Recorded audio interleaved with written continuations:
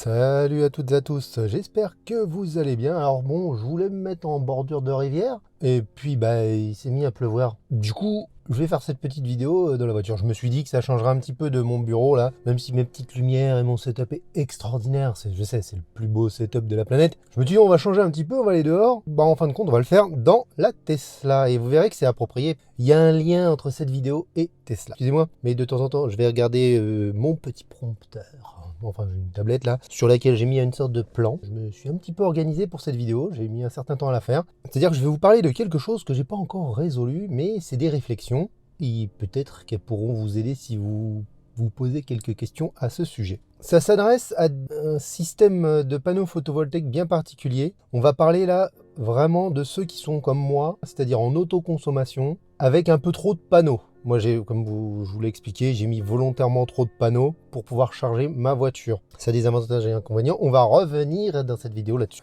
Donc, il s'agit donc d'un système d'autoconsommation de quelques panneaux avec micro-onduleurs, entre, on va dire, 2 et 8 panneaux. Au-dessus, on passe dans d'autres systèmes. Et en dessous, il n'y a pas besoin de ce que je vais vous parler. En dessous, je pense qu'un seul panneau, même deux panneaux, il n'y a pas besoin de...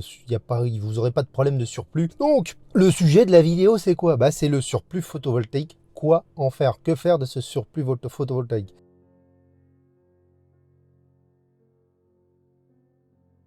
C'est quoi le surplus? Je vais vous mettre un petit dessin rapide, hein.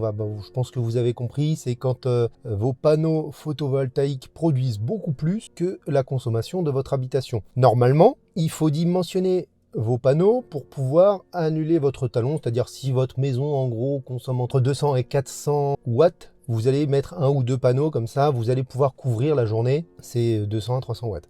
J'ai marqué donc le surplus photovoltaïque en autoconsommation, c'est l'électricité produite par un système photovoltaïque qui n'a pas été consommé instantanément par le foyer ou l'entreprise qui l'a installé. Autrement dit, c'est lorsque la production photovoltaïque dépasse la consommation électrique du moment, l'électricité produite est en excès et considérée comme un surplus. En gros, elle est perdue. Soit vous la produisez pas si vous avez des onduleurs qui permettent de ne pas la produire, soit elle repart sur le réseau en injection. Donc ce surplus peut être soit stocké, soit utilisé, soit injecté. Donc il y a plusieurs solutions et c'est ce qu'on va voir. Moi j'ai plusieurs propositions à vous faire.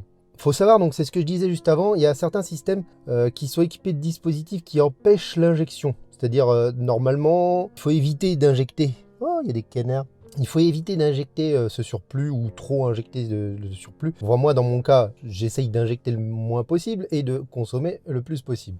Il y a une possibilité de zéro injection, c'est une possibilité qui existe sur certains onduleurs qui permettent de ne pas rejeter sur le réseau public. C'est le cas des onduleurs AP System dont je fais part dans mes vidéos, mes DS3 avec le CUC, j'en parle très souvent, allez voir, permet de ne pas rejeter sur le réseau. Bon, moi j'utilise très peu, je l'ai testé. Je vous ferai une petite vidéo un jour, mais très rapide sur ce sujet. Bon, dans le cas où il y a le zéro injection, ça veut dire qu'il va brider la production et du coup, on aurait pu produire plus et pour moi, c'est du gaspillage, quoi. À noter qu'il est obligatoire de couper la production en cas de panne du réseau public. C'est vrai que dans un sens, l'injection, c'est pas forcément une mauvaise chose. Elle pourrait aussi permettre de soulager le réseau quand il n'est pas surchargé. Le problème, c'est que souvent, il est surchargé en hiver, quand il fait pas beau, quand il n'y a pas de production photovoltaïque, quoi, en gros. C'est vrai que là, dans ce cas-là, en fait, si on veut vraiment aider, il faudrait pouvoir déplacer cette production à un moment où le réseau en a besoin.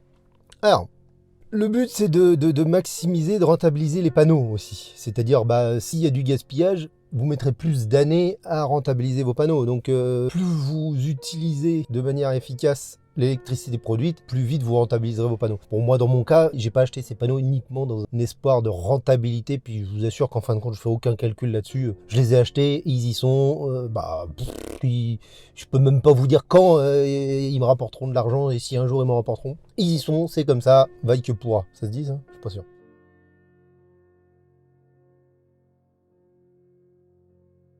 C'est vrai que quand vous achetez des panneaux, la première chose, c'est dimensionner pour le talon. Déjà, c'est vraiment que ça, sauf dans mon cas, comme je vous expliquais, pour diverses raisons, vous pouvez mettre plus de panneaux. Mais en temps normal, l'idéal, c'est de ne pas avoir besoin de réinjecter et du coup de bien calculer la quantité d'énergie que vous avez besoin pour effacer ce talon. Alors l'avantage d'en mettre plus, donc ça me permet, quand il fait vraiment beau, de recharger la voiture, ça c'est vachement bien, mais ça a aussi un autre avantage, c'est que ça permet aussi de produire même quand il fait pas spécialement beau. Bon là il fait super gris, je dois produire encore 200-300 watts. Mine de rien, même quand il fait moche, j'annule mon talon. Ça c'est plutôt pas mal.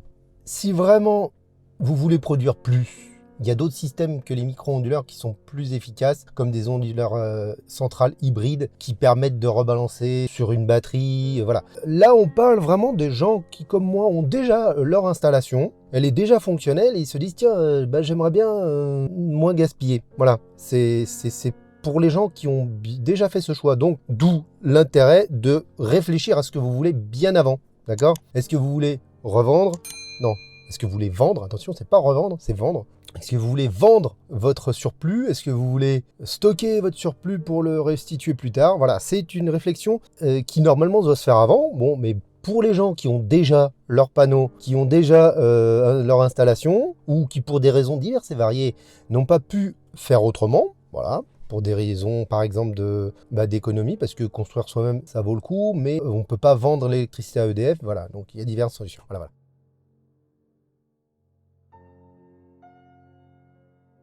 Après, je suis un peu dans cette phase-là, on peut se demander est-ce que ça vaudrait pas le coup d'attendre tout simplement parce que ces solutions, elles sont en train d'apparaître. Dans quelques temps, on va trouver des solutions vraiment spécifiques pour les gens qui, comme moi, peut-être comme vous, ont des micro-onduleurs.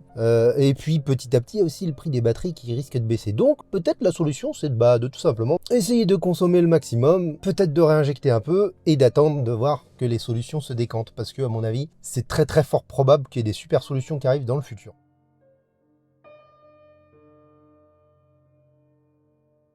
Ah, comme je disais tout à l'heure, je reviens un petit peu dessus, donc je disais d'éviter le zéro injection. Ça signifie que la production n'est pas entièrement utilisée et bah du coup c'est un peu dommage. Moi, vous verrez, je vais faire une vidéo sur Home Assistant, mon serveur domotique, où je vais vous expliquer un petit peu tout, je vais faire le tour global du truc. Et en gros, dans mon Home Assistant, je fais le choix d'être un petit peu au-dessus, de pas avoir zéro en fait, de pas être à zéro parce que je veux pas du tout réinjecter, pas parce que ça me dérange de réinjecter, mais parce que ça me permet d'être sûr de tout consommer. Si je suis à 100 watts par exemple, je sais que je réinjecte pas. J'en suis sûr et certain, et je préfère être à 100 watts qu'à 0. Parce qu'à 0, ça veut dire que je peux rejeter 200 watts, je peux rejeter 300 watts, j'en sais rien, je ne sais pas combien je rejette. Voilà, donc moi je suis pas du tout favorable aux zéro injection, je préfère une non-injection de 300 watts. Enfin, je préfère payer 300 watts que de perdre 300 watts. Enfin, je sais pas si vous avez compris, moi je me suis compris.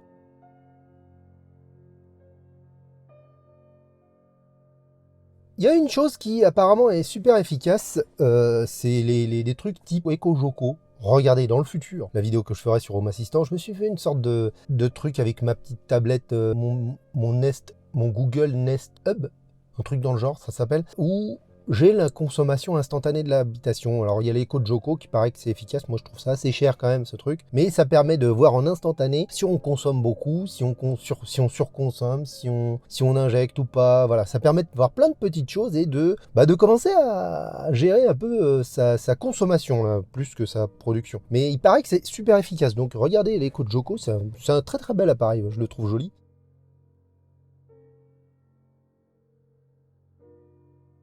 Je vais venir sur la solution préférée des forumers, des gens sur les forums, sur les groupes Facebook et tout. C'est le stockage sous forme d'eau chaude. Alors déjà, faut pas être pas mal bidouilleur, parce qu'à mon avis, il n'y a pas beaucoup d'installateurs qui vont vous proposer des solutions comme ça, parce qu'en général, il faut quand même un chauffe-eau super simple, ou bidouiller un chauffe-eau pour adapter la résistance et tout. C'est pas hyper simple. C'est d'installer un routeur solaire, on appelle ça. Déjà, faut un ballon électrique, et vous installez un petit boîtier. Alors il commence à y en avoir, je sais que j'ai vu, il y avait un YouTuber qui propose sa solution. J'en ai des tout faits, il y a des plans pour pouvoir acheter les pièces une par une et puis pouvoir se fabriquer son routeur solaire. En gros, le routeur solaire, il va prendre le surplus, il va le hacher en quelque sorte. Il va pas faire une belle courbe, c'est pour ça que vous pouvez pas l'utiliser pour d'autres choses qu'un radiateur par exemple ou qu'un ballon d'eau chaude, parce que ça va faire vraiment un courant électrique pas propre du tout. Mais dans le cas d'une résistance de ballon d'eau chaude, il s'en fout si le courant est propre ou pas. Le PV routeur, le routeur solaire, va renvoyer le surplus directement dans le ballon d'eau chaude. Si vous produisez 300 watts de plus, il va balancer 300 watts dans le ballon d'eau chaude. Si vous produisez 1500 watts en trop, il va balancer 1500 watts dans le ballon d'eau chaude. Donc en gros, vous vous retrouvez avec de l'eau chaude quasi gratuite. Dans mon cas, ça m'intéresse pas de faire des dépenses là-dedans. Pourquoi? Parce que j'ai des dépenses en eau chaude qui sont vraiment ridicules. En été, quand j'ai pas besoin du coup de chauffage, je paye que l'abonnement, quoi. La quantité d'eau chaude me coûte rien. On n'est pas des gros consommateurs. On a beau être 4, on n'est vraiment pas des gros consommateurs d'eau chaude. Je me chauffe au gaz. J'y vois pas particulièrement d'intérêt. Je pense que l'installation me coûterait beaucoup trop cher par rapport à son avantage. Mais c'est sûr, si par exemple je pouvais brancher le circuit lave-linge, lave-vaisselle sur l'eau chaude, là pourquoi pas. Mais alors là ça devient trop compliqué. En gros, c'est une des solutions les plus prisées et certainement les plus adaptées dans plein de situations, mais dans la mienne, je suis super sceptique. Alors si jamais il y a quelqu'un qui arrive à me convaincre du contraire, allez-y dans les commentaires, expliquez-moi que je me trompe.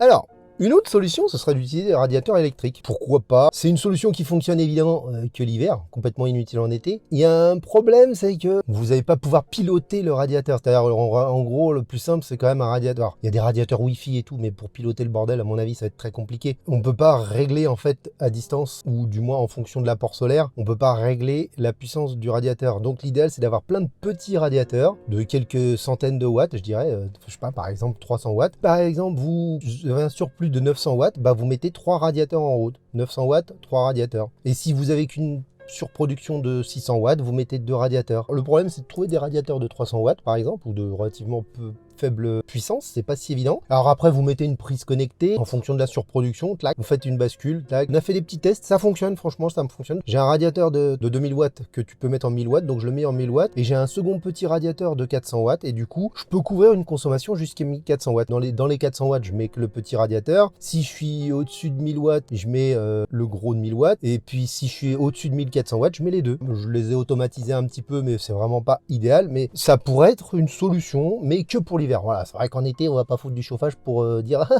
je veux pas de surplus, hein. C'est pas l'idée non plus, hein. Le but, c'est une forme de gaspillage là, dans ce cas-là. Alors, il y a Sonology qui propose un truc qui me paraît assez intéressant. C'est une sorte de batterie, on y reviendra un petit peu plus tard. Il y a un très gros problème sur cette batterie. C'est un radiateur avec une batterie intégrée et le tout piloté intelligemment. Ça pourrait être purement génial. Il faudra en mettre plusieurs parce que c'est pas un radiateur très puissant et c'est pas une grosse batterie, donc faut le multiplier. Et du coup, en multipliant, vous avez quand même au final une grosse batterie qui se recharge intelligemment en fonction des besoins et en hiver qui utilise le surplus photovoltaïque pour chauffer. C'est vraiment pas con, mais vous allez voir, elle a un très gros problème. Cette batterie me reviendra plus tard.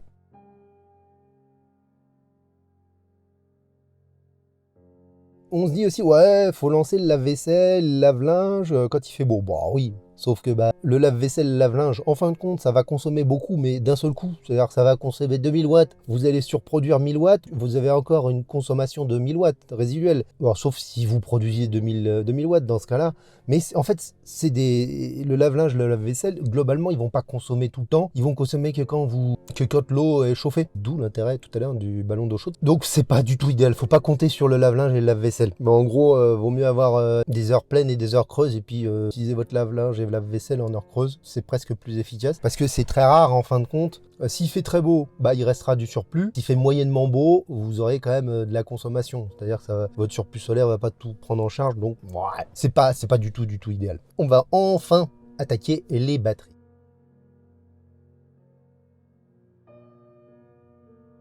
Il existe plein de différents types de batteries. On va pas faire une vidéo sur les batteries. Il y a les batteries au plomb. Alors c'est super lourd. Ça coûte pas très cher, mais la durée de vie est pas terrible. Elle est relativement courte. Ça demande beaucoup d'entretien. Voilà. Les batteries au plomb, ça commence à être à poil dépassé.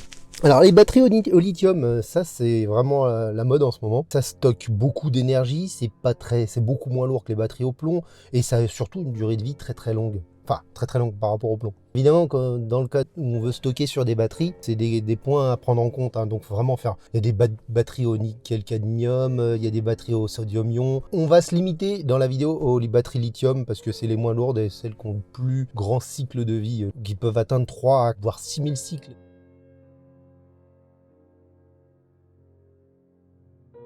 Il y a le choix de grosses batteries lithium avec des trucs type tout en un, type EcoFlow, Blue Yeti, avec des grosses quantités. Maintenant, ils commencent à faire des batteries de 5 kWh. C'est assez énorme, hein, en grosse capacité. Le problème de ces batteries toutes faites dans le commerce, c'est que moi j'y vois deux gros soucis. Le prix en général. Alors là, il commence à y avoir des belles promotions, c'est-à-dire que vous commencez à trouver des trucs vraiment pas trop chers et relativement intéressants, je trouve. Les prix commencent à chuter. En général, il faut compter pour ce type de batterie 1000 € pour 1000 kWh. D'accord? Si vous avez une batterie de 2000 kWh, il faut compter 2000 €. Une batterie de 3000 kWh, 3000 €. En gros. Mais on commence à en trouver des... là, j'en ai vu des 2000 kWh, par exemple, à 1000 €. Là, ça commence à pas trop mal, ça reste cher. Alors, c'est des batteries qui peuvent vraiment servir en cas de coupure de courant parce que du coup, vous pouvez brancher votre batterie puis alimenter la maison, des petites choses comme ça peut être pas mal. Normalement, c'est des trucs idéaux pour tout ce qui est camping-car ou pour aller pour le camping, quoi. Enfin, ça, c'est vraiment top pour les gens qui sont en déplacement, ceux qui veulent faire aussi des fêtes. En extérieur, tac, tu mets une batterie, t'es en plein milieu d'un champ, balancer la sauce. Moi, j'y vois un truc, il y en a pas beaucoup, mais il y en a certaines qui le font, mais c'est pas le cas de toutes, c'est un truc à faire très attention. C'est que souvent, la charge n'est pas pilotable. Je parle de la charge en 240 volts, ce qui est le cas des gens comme moi, qui avons des micro-onduleurs qui nous sortent du 240 volts, d'accord? Parce qu'il y a aussi, normalement, toutes ces batteries-là, il y a possibilité de brancher directement les panneaux photovoltaïques dessus, mais il faut savoir que ça va, s'il fait beau, ça va très vite se recharger, déjà une. Parce qu'en fin de compte, une batterie de 2 kWh par exemple, s'il fait vraiment beau, elle est rechargée en 1 heure, quoi. Ça va être rechargé très vite. Et en 240 volts, le problème, ça va être de piloter la charge en fonction de l'apport solaire. C'est-à-dire que si par exemple, je dis n'importe quoi, mais si le chargeur charge à 1000 watts, mais que vous produisez 400 watts, vous allez avoir une consommation de 600 watts, ce qui est dommage. C'est pas ce qu'on veut, nous. Nous, ce qu'on veut, c'est utiliser juste 400 watts. On veut charger à 400 watts, pas à 1000. Donc il faut un chargeur qui puisse s'adapter à la production photovoltaïque. Donc en gros, faut pouvoir piloter la charge. Et c'est pas si évident. Je crois qu'il y en a certaines qui peuvent le faire, les EcoFlow très haut de gamme. Je crois qu'on peut... Attendez, je crois que j'ai le siège chauffant, c'est n'importe quoi. Je crois qu'on peut piloter sur certains EcoFlow, on peut piloter la charge. J'ai aucune foutue idée de si c'est vraiment compatible, par exemple, avec Home Assistant. Je pense que c'est des choses qui vont pouvoir se faire dans le futur, d'où on en revient à un des premiers points. Peut-être le mieux, c'est d'attendre. Faut pas rêver, c'est pas rentable. Faut voir ça parce que si vous en achetez une comme ça, faut pas se dire ouais, je vais faire des économies. Bon non, ça coûte trop cher. Même si vous la payez moitié prix, ce que je vous dis, si vous la payez 1000 € pour 2 kWh, franchement, même là, ce sera pas rentable. Faut pas voir ça pour la rentabilité, faut voir ça parce que vous pouvez en avoir parce que vous allez souvent en camping-car et que du coup, ça peut vous servir.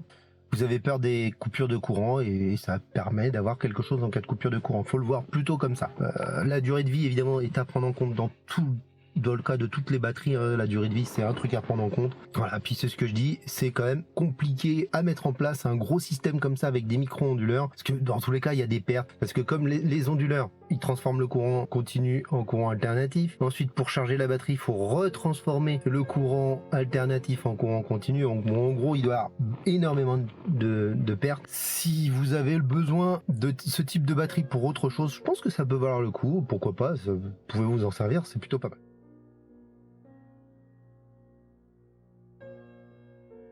Après, il y a la solution de se fabriquer une batterie de ce type-là. Alors là, je pense que déjà, l'avantage, c'est que vous pouvez vous faire pour le même prix, pour 1000 €, vous allez pouvoir faire quelque chose de beaucoup plus gros en allant chez AliExpress ou je sais plus comment il s'appelle l'autre truc, il y a Geek Buying aussi. Enfin bon, en gros, vous allez pouvoir vous faire des batteries beaucoup plus grosses, beaucoup plus performantes et puis les adapter à votre besoin. Alors, vous allez pouvoir choisir le chargeur. Il existe des chargeurs avec on peut varier manuellement. C'est ça qui est embêtant, moi c'est le manuellement qui me dérange. La puissance de charge par exemple, vous rajoutez un onduleur, on va pas rentrer sur la fabrication d'une batterie, mais en gros, le système qu'on a vu, EcoFlow, tout ça, vous le fabriquez vous-même et ça coûte moins cher et vous aurez des performances beaucoup plus importantes en capacité. Alors après, on est dans le même problème pour faire varier la puissance de charge. Dans le cas de ces deux trucs-là, il y a un autre gros souci, c'est comment on utilise la batterie.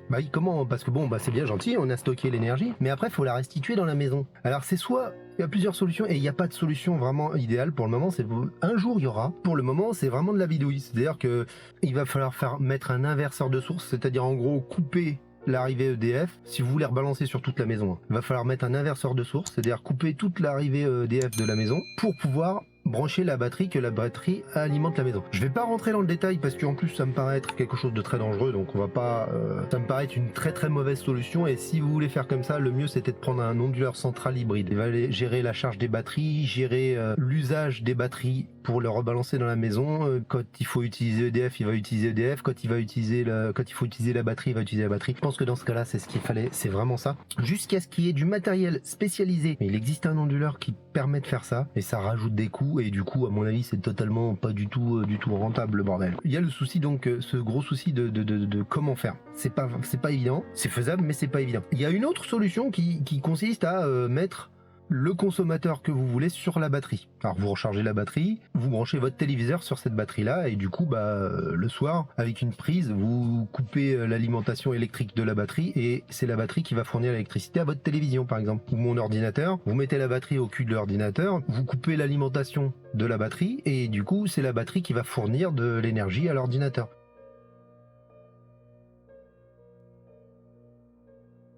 Ça me paraît être une solution beaucoup plus simple et qui permet de mettre des petites batteries. Voilà, donc ça peut être aussi une solution, plutôt que de mettre une très grosse batterie qui va alimenter toute la maison, de mettre plusieurs petites batteries disséminées comme ça, avec des prises connectées qui permettent de couper l'alimentation de la batterie, d'en mettre une sur de 1 kWh par exemple sur la télévision, d'en mettre un de 1 kWh sur l'ordinateur d'Intel, sur l'ordinateur de... Puis vous en mettez plusieurs comme ça. Ça permet de les recharger une par exemple, dans le cas d'un faible apport photovoltaïque. Et s'il y a beaucoup d'apports photovoltaïques, de les recharger tout en même temps. Mettre par exemple un chargeur de 400 watts ou 300 watts. Si vous avez plusieurs batteries, comme tout à l'heure, si vous avez une surproduction de 900 watts, vous mettez les trois batteries avec les chargeurs de 300 watts en même temps. Si vous avez une surproduction de 400 watts, vous mettez une seule batterie à charger. Vous avez compris? Donc c'est plus simple. Beaucoup moins dangereux d'ailleurs aussi à mettre en place, puisque vous coupez la batterie, c'est la batterie qui alimente votre consommateur, télévision, ordinateur. Ça peut être une solution. Il y a la solution de la vente.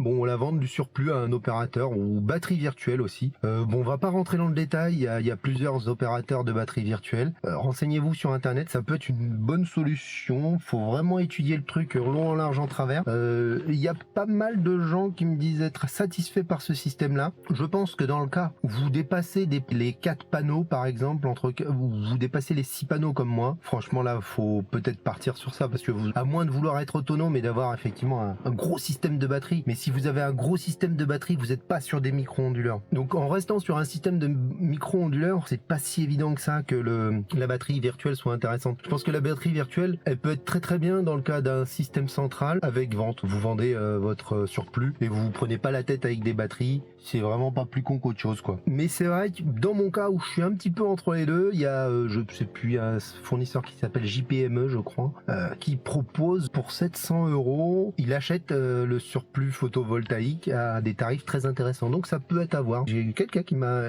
dit être très satisfait de JPME. Alors moi ça me fait un peu peur. J'avoue que je suis pas 100% rassuré par leur offre. Elle me paraît un peu... c'est 700, 750 € ou 720 €, je sais plus. Mais à vie. À voir, ça peut être pas mal du tout.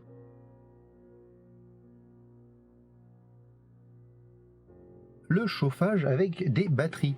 C'est ce que je disais tout à l'heure, c'est une batterie, un chauffage, si c'est vraiment intelligent, que le système il décide soit de charger la batterie, soit d'utiliser le radiateur, soit le matin parce que l'électricité est chère, du coup il y a besoin de chauffage, de balancer l'électricité de la batterie dans le réseau ou dans le chauffage. Je sais pas d'ailleurs si le truc peut rebalancer dans le réseau. S'il y a un onduleur en gros dans la batterie pour pouvoir en été, parce qu'en hiver, on n'a pas besoin de chauffer, donc on va pas rebalancer de l'électricité dans le radiateur, donc il faut le rebalancer dans la maison, ça c'est à voir. Mais bon, si vraiment le truc est bien intelligent et que vous multipliez une dizaine de petits radiateurs comme ça peut être idéal. Dans le cas d'une maison neuve, ça peut être pas mal. Mais dans le cas d'une maison neuve, on va pas se prendre la tête avec un système de micro-onduleur, on va faire un système avec un onduleur central, donc je sais pas. Pour moi, ça vaut pas le coup et vaut mieux une batterie centrale avec onduleur central. Avec de l'intelligence artificielle, quelques radiateurs comme ça, bon peut-être pas 10 parce que le gros problème de ce truc là, c'est qu'il coûte vraiment beaucoup trop cher pour des toutes petites capacités. C'est de l'ordre du genre de 600 Wh, un truc comme ça. Je sais plus, enfin regardez, je mettrai la fiche si je la trouve. Et surtout, c'est très cher. Je crois qu'il est à 2000 ou 2200 euros le truc. Donc imaginez, si vous en mettez 5, vous avez déjà pour 10 000 balles. 5, ce serait l'idéal. Parce qu'effectivement, c'est des petites capacités. Si vous les multipliez, c'est pas un problème d'avoir des petites capacités. Mais par contre, ça devient un gros problème au niveau du prix, quoi.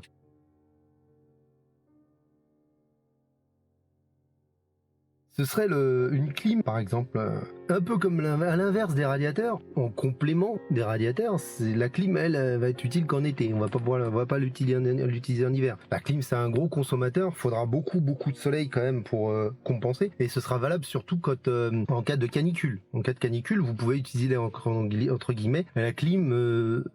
Sans se dire oh là là ça va me coûter cher à la fin du mois, puisque ça va être compensé par les panneaux photovoltaïques. Du coup vous allez vous climatiser gratuitement, donc on en aura besoin en cas de canicule. Mais à savoir que attention, les panneaux photovoltaïques eux, vont très mal fonctionner ou beaucoup moins bien fonctionner quand il va en cas de canicule, parce que un panneau photovoltaïque fonctionne pas bien à partir d'une certaine température. Si ça se trouve en fait cette idée là sera pas tout à fait utilisable, parce que s'il fait trop chaud, le panneau photovoltaïque, il y a de très fortes chances qu'il produise beaucoup moins ou plus du tout.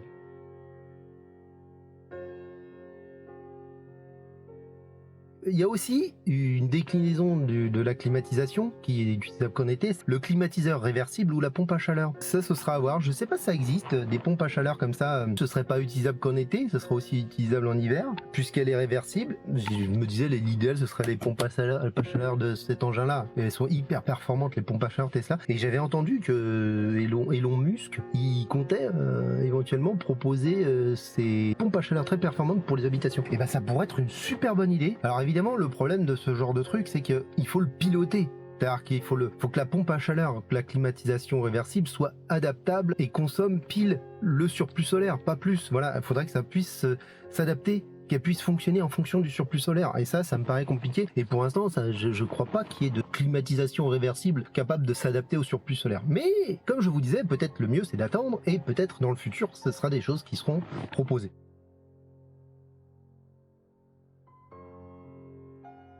Alors, les petits délires du geek. Utiliser, c'est ce que ça, franchement, je l'utilise en hiver quand il fait vraiment froid. J'ai pas de chauffage à l'étage, là où je vous fais les vidéos là. J'ai pas de chauffage et j'utilise mon PC. Mon PC il chauffe. Et du coup, plutôt que de le faire tourner pour rien, je mine de la crypto-monnaie. Alors vous savez que la crypto-monnaie en ce moment ça vaut plus rien de la miner. Mais bon, en hiver, ça a une double utilité. C'est-à-dire je chauffe ma pièce. Et en même temps, je mine quelques bitcoins. Bon, c'est plutôt cool, c'est plutôt rigolo. C'est vraiment du fun, hein, je pense. Ça rapporte Zubia. Ça chauffe pas non plus de ouf. Hein. Enfin, voilà. Ça fonctionne évidemment qu'en hiver. Parce qu'en été, vous allez faire de la chaleur dans votre pièce. Ça n'arrange personne. Et puis ça peut se gérer avec un truc Home Assistant, même si c'est un peu compliqué quand même. Faut allumer l'ordinateur automatiquement, lancer le mining automatiquement. Mais apparemment, ce serait faisable. Je me suis pas lancé là-dedans.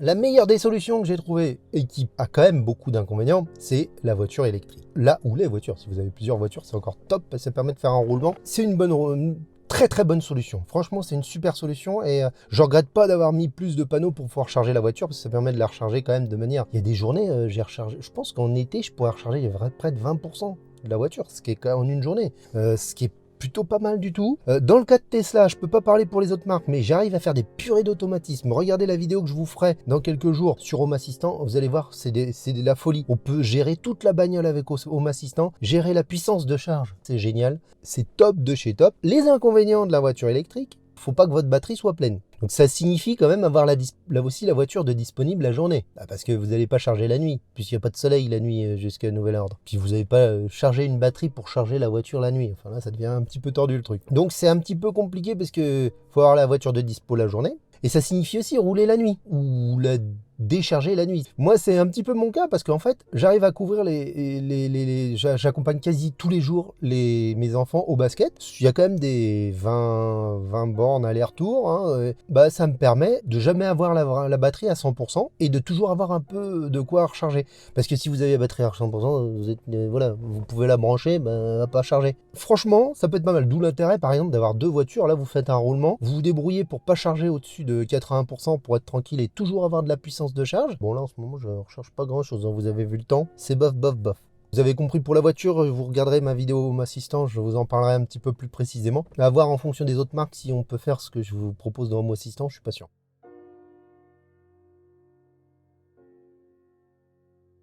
Après, il y a les autres gros éléments ponctuels, on en revient, c'est pareil que le lave-vaisselle. Il pourrait y avoir les plaques d'induction, le micro-ondes, le Karcher, le compresseur. Toutes ces choses-là, ça n'a aucun intérêt, voilà, faut pas compter dessus. C'est-à-dire, on peut pas vraiment les faire varier en fonction de la puissance du soleil. Si vous mettez vos plaques, c'est tant. Si vous mettez votre micro-ondes, c'est tant. Voilà, bon, c'est pas des choses qui vraiment utilisables. On en revient un petit peu à la même chose que ce que je vous disais au début, peut-être attendre.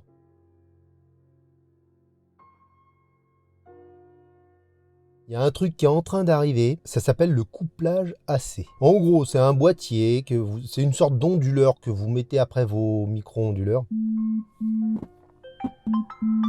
L'idéal du couplage AC, c'est peut-être d'attendre et je pense que dans quelques années, il y aura vraiment des propositions qui vont arriver. J'ai entendu parler de, je sais plus, il y a les IQ8 qui sont compatibles par exemple, c'est des onduleurs qui sont compatibles avec des batteries. Mais bon, en gros, le couplage AC, c'est une sorte d'onduleur hybride spécialisé qui va pouvoir gérer et tout rediriger comme un onduleur hybride, mais qui peut s'adapter à des micro-onduleurs comme les miens, des DS3 par exemple ou des IQ7. Voilà, c'est vraiment un truc, quand vous avez une installation en place, que vous avez vraiment énormément de surproduction, vous voulez installer une batterie, ce truc-là, il pourra gérer la réinjection de la batterie, la gestion de la batterie et tout ça et tout ça. À mon avis, ça vaut le coup quand même d'attendre un peu. Et c'est le genre de solution qui devrait arriver un jour, avoir le prix, je ne sais plus comment il s'appelle, je vais vous marquer en description. Il y a un truc je ne me rappelle plus du nom, je vais vous le mettre en dessous.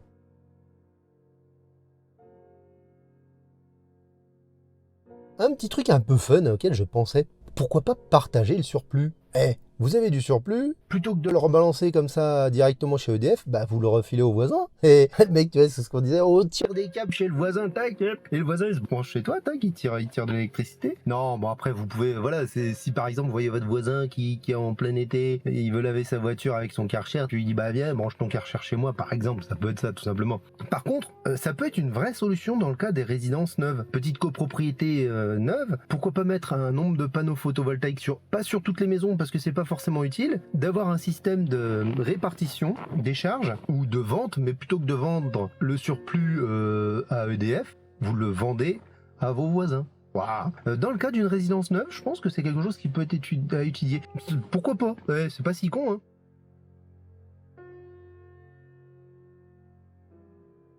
Après, l'une des solutions les plus efficaces, c'est de piocher un petit peu dans toutes les solutions que je vous ai données. Je dis pas qu'il y a toutes les solutions de la planète dans ma vidéo, mais je pense que quand même, j'ai un petit peu débroussaillé le bousin, quoi. Et puis là, pourquoi pas se débrouiller avec quelques petits radiateurs pour l'hiver, se mettre quelques toutes petites batteries pour recharger les téléphones, voilà, multiplier plein, voilà, des dizaines de petites batteries de 200 watts par exemple, vous en mettez plein, comme ça permet quand il y a du soleil, tac, vous rechargez les batteries, puis vous déchargez vos téléphones dessus le soir, pourquoi pas, voilà, des petites choses. Utilisez quand même le lave-linge, lave-vaisselle la journée, charger la voiture. Bon, faire un petit mix de tout pour éviter les grosses dépenses. Je pense que ça peut être une des meilleures solutions. Les grosses batteries pour l'instant, ça me paraît tellement cher que ça pas adapté. Par contre, c'est des choses qui vont demander du temps parce que faut quand même programmer parce que vous n'allez pas toujours être chez vous. Donc faut quand même informatiser ou automatiser tout ça, que ce soit avec Home Assistant ou Tuya avec les prises connectées, des choses comme ça sur Tuya, pour pouvoir dire voilà, il y a tant de production, je surproduis, paf, je recharge la petite batterie pour les téléphones. Je lance tel radiateur parce que il fait voilà, puis je lance la climatisation en hiver, en été. Essayez de tout automatiser. Alors moi je le fais avec Home Assistant, mais ça peut être effectivement faisable avec d'autres solutions. Hein. Faire un mix de tout ça, c'est pour l'instant ce que je suis en train de faire et j'ai pas de solution du tout encore déterminée. Peut-être un jour je prendrai la vente de surplus. parce que j'en ai ras-le-bol de me prendre la tête. Je sais pas. Dites-moi ce que vous en pensez dans les commentaires, ce que vous avez décidé de faire.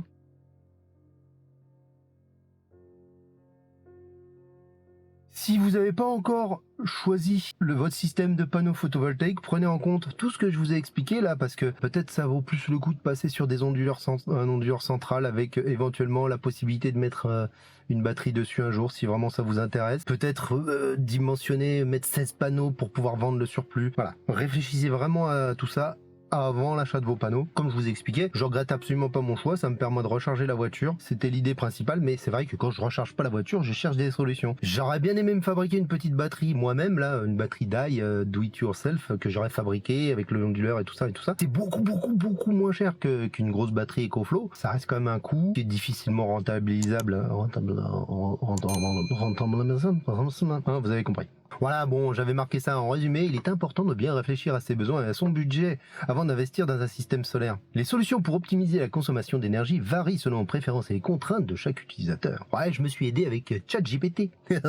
Ça s'entend ou pas quand je fais mon blabla? Prendre le temps de se renseigner sur les différentes options et technologies disponibles peut vous aider à faire le meilleur choix pour votre situation. Allez, on va commencer à faire une petite conclusion. Partez sur ce qui vous arrange, mais réfléchissez bien. Si vous n'avez pas encore vos panneaux, mûrissez bien votre projet. Voilà, moi je fais le choix pour l'instant quand même de patienter. Je verrai un jour si je trouve des batteries vraiment pas chères avec des grosses capacités et des solutions pour redistribuer l'énergie de cette batterie sur le réseau par exemple sans se prendre la tête avec... parce que c'est faisable, hein, il suffit d'un onduleur qui se synchronise au réseau exactement comme les panneaux photovoltaïques. Bon, pour l'instant ce genre de système n'existe pas vraiment, ça peut être une solution. Donc ma préconisation à l'heure d'aujourd'hui c'est d'essayer d'utiliser ce que vous avez à portée de main pour éviter les grosses dépenses. Voilà. C'est un petit peu comme... il y a plein de choses qui sont en plein boom hein, en ce moment, donc il y a quand même un gros boom des micro-onduleurs, de ce système de micro-onduleurs. Il y a beaucoup de ventes, donc forcément les solutions pour brancher une batterie elles vont arriver un jour, vraiment. Quand je dis arriver un jour, c'est de manière grand public, c'est pas le truc où tu bidouilles, tu fabriques ton truc, c'est comme le PV routeur. Pour l'instant, il n'y a pas vraiment une solution hyper grand public, c'est toujours galère. Faut quand même installer un ballon d'eau chaude, faut